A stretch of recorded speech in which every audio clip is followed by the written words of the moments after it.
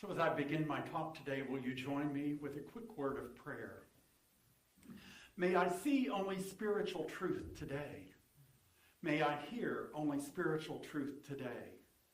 May I speak only spiritual truth today.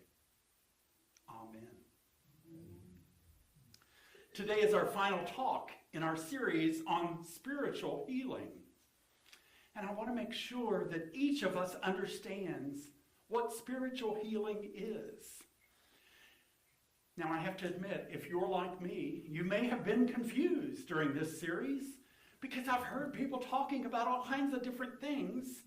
And I thought, well, what is spiritual healing?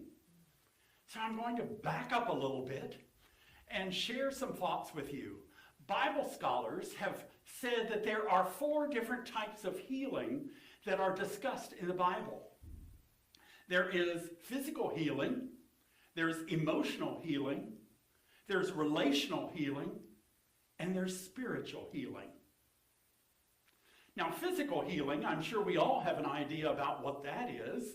We've had some kind of physical healing, I bet, in our lives, whether it's a common cold or maybe a serious illness. All people go through periods of illness as well as health. Then there's emotional healing. All people, it says, need to heal from emotional trauma, from situations and messages that they have received during their life that really are not the truth of them. So that creates a need for emotional healing. It's said that Jesus, as he looked at the people that he was walking through life with, he felt compassion for those who were sick, for those who were suffering. They needed emotional healing, and that stimulated that emotional healing within him to share with others. When we recognize that divine power within us, our own wholeness as individual beings, spiritual beings living a human experience, then we can experience that forgiveness. But it probably is going to take us on a real journey. Maybe that journey is to say, what would Christ consciousness do? You see, we each have that Christ consciousness within us, and when we focus on that, what would that bring about if we were creating emotional healing for ourselves and helping others? I bet those words would be words of compassion, words of hope, words of joy. Then there's relational healing. Now, relational healing involves some sort of meditation or self-reflection process where we get to look and be honest about past hurts in our lives. What were we hurt by or disappointed in? What miscommunications did we have or did we feel from other people? And when we're honest about this, we need to move toward forgiveness. Forgiving ourselves and others is a way to bring about relational healing. So a story for you. I had a friend years ago. Her name was Frances. And Frances was diagnosed with liver cancer. Now, there was a group of us that really loved Frances and cared for her, and we got together and prayed with her. We did Reiki treatments on her to help heal her body. And we were all overjoyed when Frances went into remission. She was enjoying better health and feeling much better. And we were all happy for that. Well, a few months later, the cancer came back, and it came back with a vengeance. We gathered together again as a group. We prayed for Frances. We did our Reiki healing treatments for her. And in a few weeks, Frances passed away. Now, I will tell you, I was really mad at God because we did what we could do. Why didn't God heal her?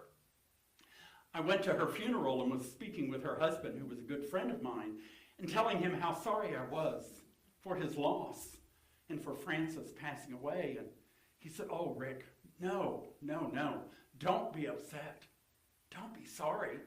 This was the best gift for her. And I thought, wow. He said, Frances, you see, had been estranged from her father and her brother for years, decades. And through this illness, she reconciled with her father and her brother.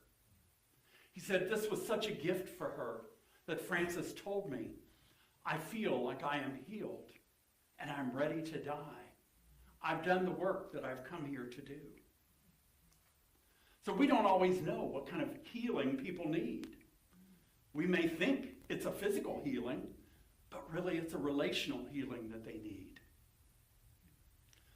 The fourth type of healing is spiritual healing, and that's what our talks have been on for the last 6 weeks now. Spiritual healing, you see, is the restoration of our individual spirit with that indwelling God. When we become aware of the God presence within us, and that we are, as we sang in one of our songs this morning, spiritual beings.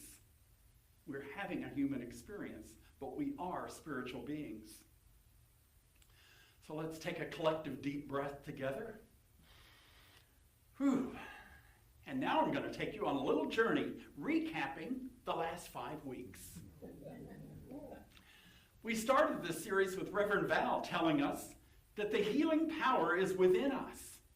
This is the power of awakening ourselves to our Christ consciousness, that consciousness that's in each one of us, the God within. The second week, she talked about wholeness is more than just physical healing. It also includes healing of our mind, our body, our heart, and our spirit.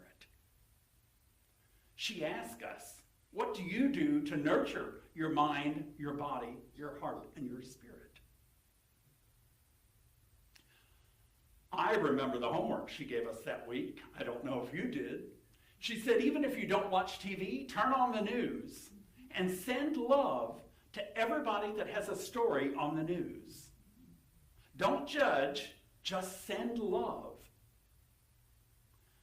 This practice will transform your life because it transforms us internally by not judging, but sending love. Sending love out into the world, and as we do that, our world changes because we change how we see things. Week 3, Carla Knack spoke to us, and she had a great reminder about the power of our words. She talked about choosing our words carefully so that we made sure they were positive and uplifting. She talked about affirmations we can use to renew our mind and adjust our thinking, if you will. I have to say, I loved her visual that she gave us, and I have used it many times since then. She said when you have that negative loop of thoughts, negative thoughts that keep looping in your mind, hit that eject button. It's right here in the middle of your forehead. Eject, eject, and then change your thinking to something positive. I have done that multiple times. Eject, eject. It reminds me, okay, change my thinking here. And I loved the affirmation that she shared with us. Despite outward appearances, no one and no situation can keep me from my divine good. How about that? Despite outward appearances, no one and no situation can keep me from my divine good. Now, 2 weeks ago, Reverend Valerie shared with us how surrender is the path to healing. As we stay aligned with Spirit, knowing our divine nature, we can surrender our struggles and have faith that Spirit will bring about good in our life. Can we believe that? I personally like to use the affirmation, the universe is conspiring for my good. And I share that with friends when they're going through some issues and ask me what can they do. It's moving your thinking to that kind of an affirmation. The universe is conspiring for my good. And it's conspiring for your good as well. Last week, Reverend Denny talked to us about turning our fear into faith. as she talked about faith and how it shows up in people's lives, she shared part of Myrtle Fillmore's story of how she healed herself from TB and malaria. These were both diagnoses that doctors had given her. And she had taken those into her body. Yes, this is what they're telling me I have. Myrtle said her epiphany was when she learned that she was a spiritual being and that her innate nature was perfect health. Wow, I'm a spiritual being. And my innate nature, I was created to have perfect health. So she used the power of her mind to heal that belief that she was sick with TB and malaria. The affirmation that she used, I'm sure she used many, but the big affirmation that she shares with people was, I am a child of God. I do not inherit illness. Can you feel any power in that? I am a child of God. I do not inherit illness. She would take that into the silence and spend every day time in the silence repeating that to herself. Now, Myrtle, I know some people had shared a book that she wrote where people asked her about her healing and what she did to heal. And she said in that book, I applied spiritual laws effectively, blessing my body temple until it manifested the innate health of spirit. I'm sure you can hear in that it was her faith that healed her. She knew that she was a spiritual being. She knew that God created perfect health. And so therefore she can have perfect health in her life. What do you want to heal in your life? Now we're ready for today's talk. As we focus on that Christ's presence within us, that is the source of all healing, no matter what type of healing we need.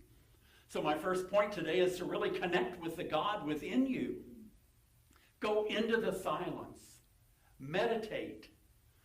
Walk in nature. Listen to uplifting music. Do yoga, tai chi, whatever it is that helps you feel healthy in your body and consciously connected with the God of your understanding. Remember, don't let anyone or anything keep you from your good. And don't let words trip you up either.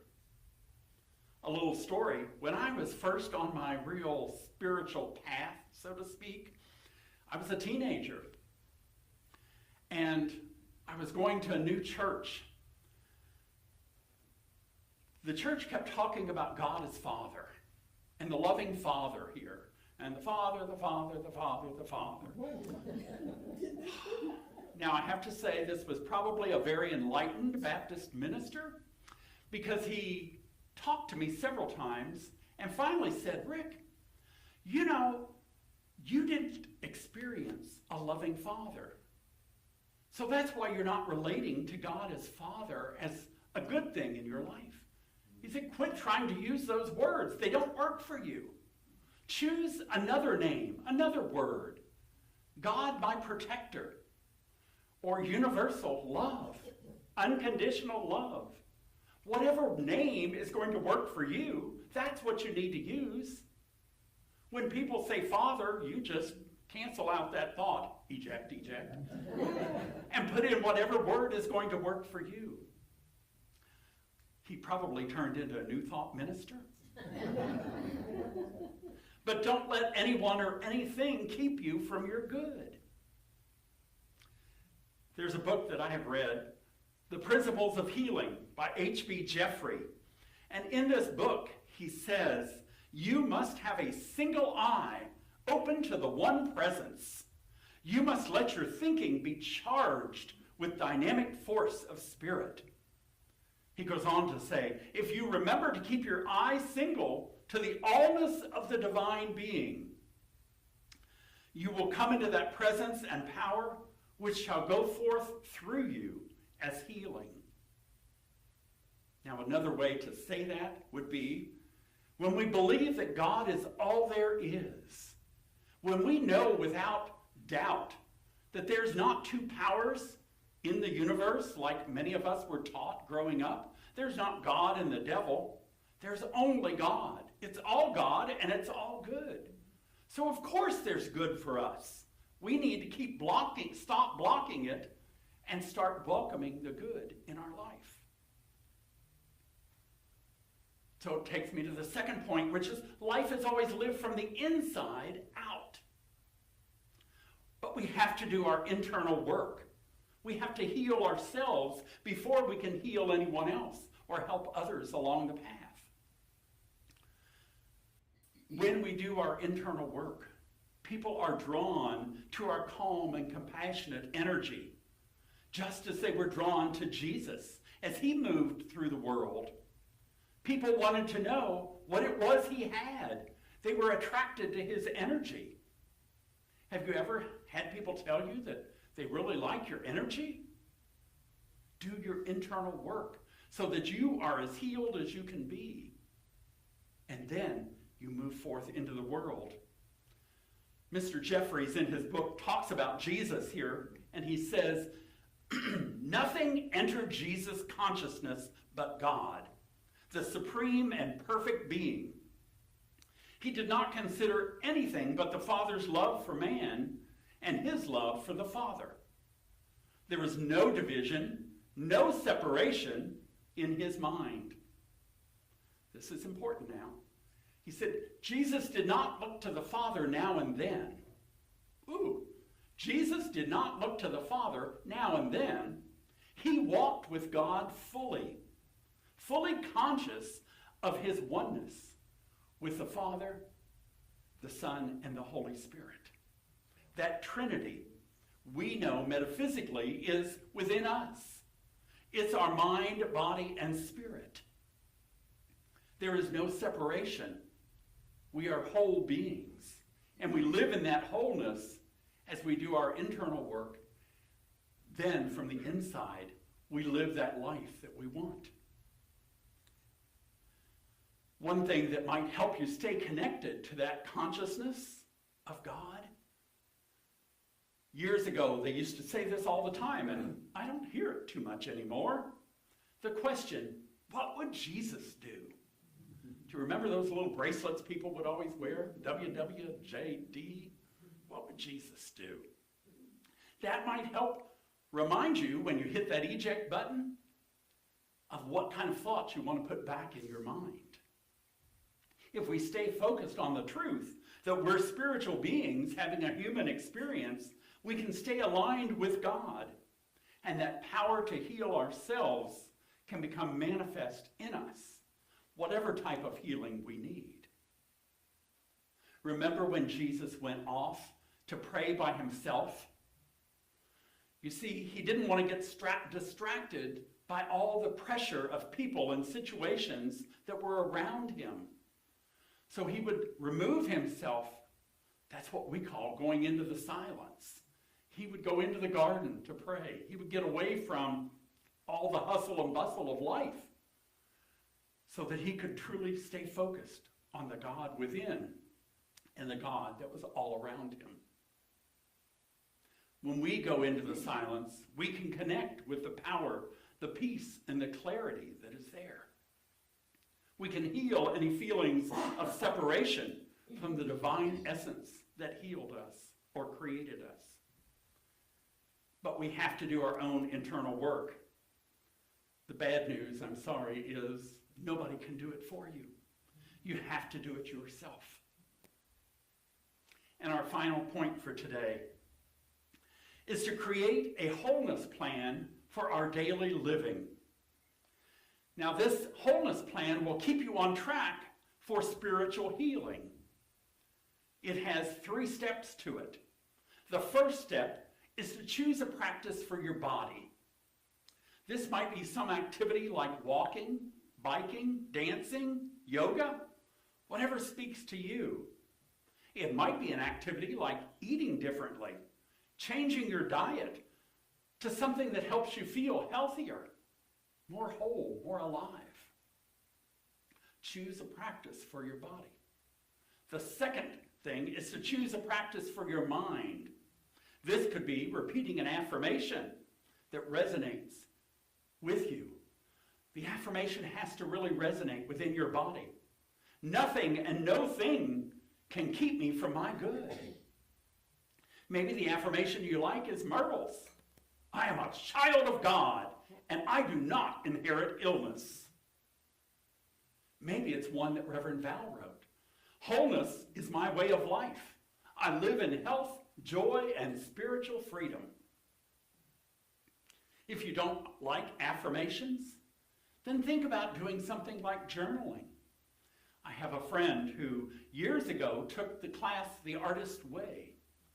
And for probably 4 or 5 years straight now, every single morning, she writes her morning pages. She does her journaling here. That connects her back to the God of her understanding. She starts with that gratitude. She is connected with life as she begins her day. Do whatever creates peace in your mind so that you can make sure you're living a calm, joyous life. The third practice then, is that three?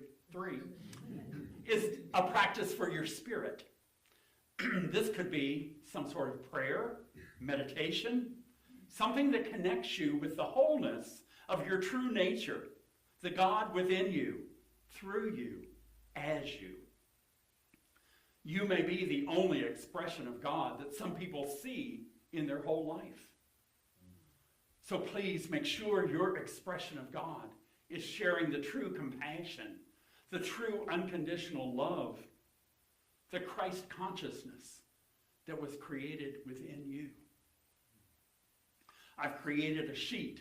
Looks like this. It's on the back counter back here. And this has the 3 steps for creating your wholeness plan. So feel free to pick one of those up, take it with you. My intention is that you will use that sheet to remind you of the 3 steps for creating this wholeness plan. Use it so that your life can be as healed as you can be. So that your life can be as peaceful as you want to be. And as joyful as God has created you to be. I see you. I love you. I bless you. Namaste.